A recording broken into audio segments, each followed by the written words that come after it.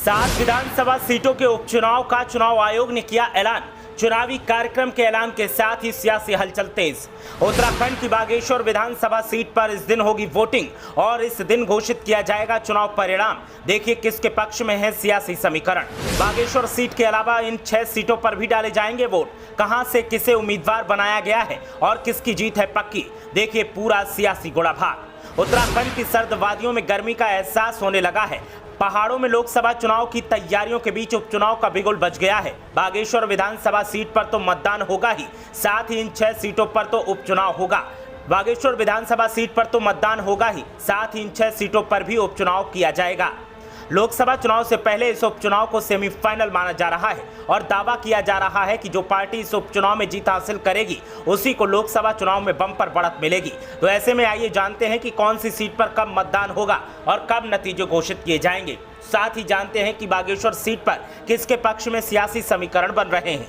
दरअसल बागेश्वर सीट से विधायक के निधन होने से इसे रिक्त घोषित किया गया है और इसीलिए अब यहां पर उपचुनाव होने वाला है। चुनाव आयोग ने चुनावी कार्यक्रम का ऐलान कर दिया है। बागेश्वर सीट पर 5 सितंबर को मतदान होगा और 8 सितंबर को चुनावी परिणाम घोषित किए जाएंगे। वहीं बात करें सियासी हालात की तो बागेश्वर सीट पर 2022 विधानसभा चुनाव में कांटे की टक्कर देखने को मिली थी, लेकिन इस बार चुनावी मुकाबला एक तरफा बताया जा रहा है। ऐसे में अब दावा किया जा रहा है कि स्थानीय आवाम कांग्रेस के प्रति नरमी दिखा रही है और अगर हालात ठीक रहे तो 2022 की तरह उपचुनाव में कांग्रेस और बीजेपी के बीच मुकाबला होगा और जीत हो सकती है कि कांग्रेस के खाते में जा सकती है।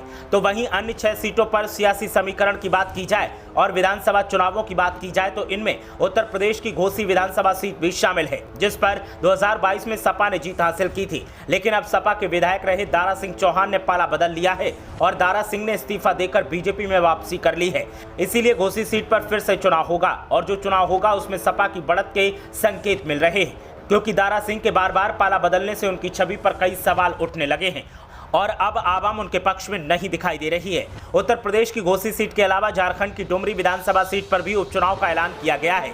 इसके साथ ही केरल और त्रिपुरा की 2 विधानसभा सीटों पर भी उपचुनाव का ऐलान किया गया है। इसके अलावा पश्चिम बंगाल की 1 विधानसभा सीट पर भी मतदान किया जाएगा। इन सभी सीटों पर 5 सितंबर को वोटिंग होगी और 8 सितंबर को चुनाव का परिणाम घोषित किया जाएगा। दावा किया जा रहा है कि मुकाबला बीजेपी बनाम क्षेत्रीय पार्टी उम्मीदवार में होगा और जीत उसी को मिलेगी जिसके दावों और वादों में दम होगा।